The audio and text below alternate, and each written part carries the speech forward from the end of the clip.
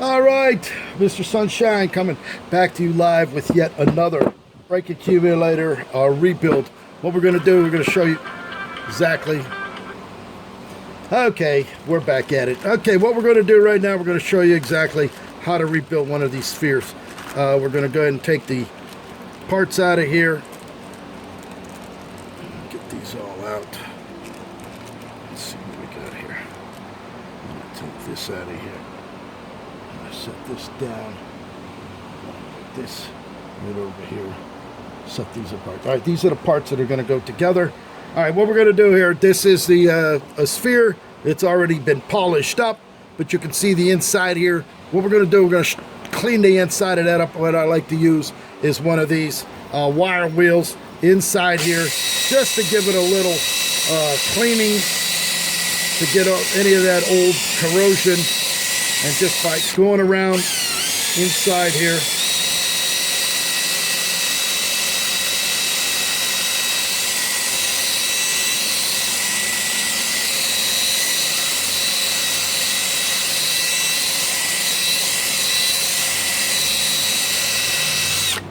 look at that, nice and shiny inside.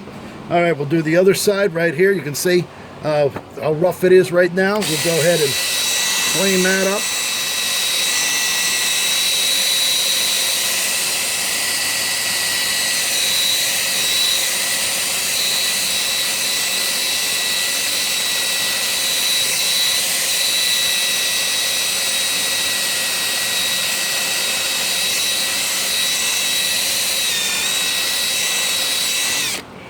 Look at that, nice and shiny in there.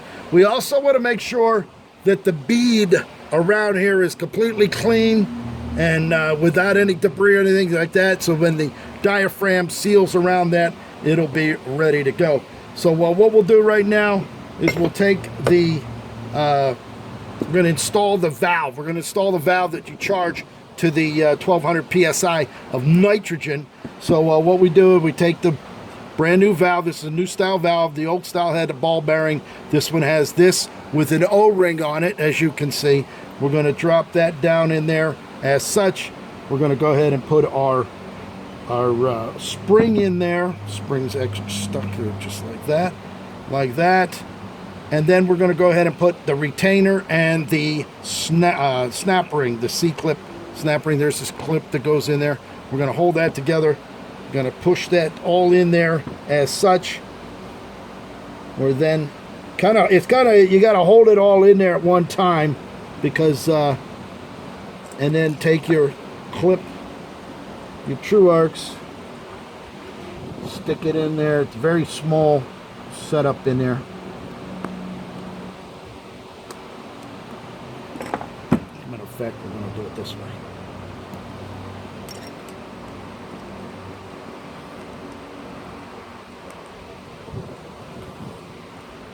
Just like that. And then you want to guarantee, you have to make sure you guarantee without question that that snap ring is down in that groove. If it's not, once you apply the nitrogen, it's going to blow that valve right out. And there you can see it right there. It is in the groove where it belongs, right down there in that snap ring. Check it one more time. You don't want that thing falling out. It is locked in place. All right, so there it is. That part is done. We're now going to take the other half. This is the bottom half. We're going to go ahead and we're going to put our diaphragm. This is a heavy-duty diaphragm. This separates the RR363 brake fluid from the 1200 PSI of nitrogen. So you got to make sure that's down there nice. Making sure it's flat. Get it down in there as such. You can see that right there all the way around. No gaps, no lifting. We're then going to put our top piece on there as such.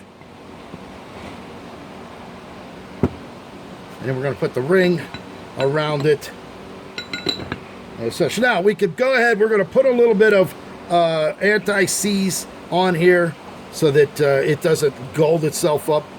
But for right now, we're just going to go ahead and put a little bit right around the just like that.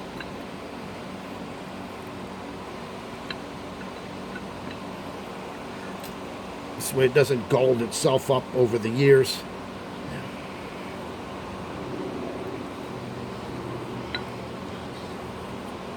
As such. I'm then going to go ahead and hand tighten it down.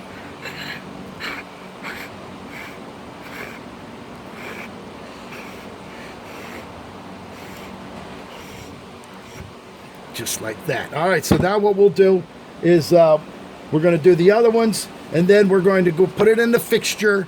We're going to crank that down to 300 pounds per square inch, or 275 to 300. I actually have a big snap-on that'll hold 600 psi of torque wrench, and we torque it down to 275 to 300, and then we could go ahead and charge it to 1200 psi of nitrogen, and then these brake accumulators will be completed.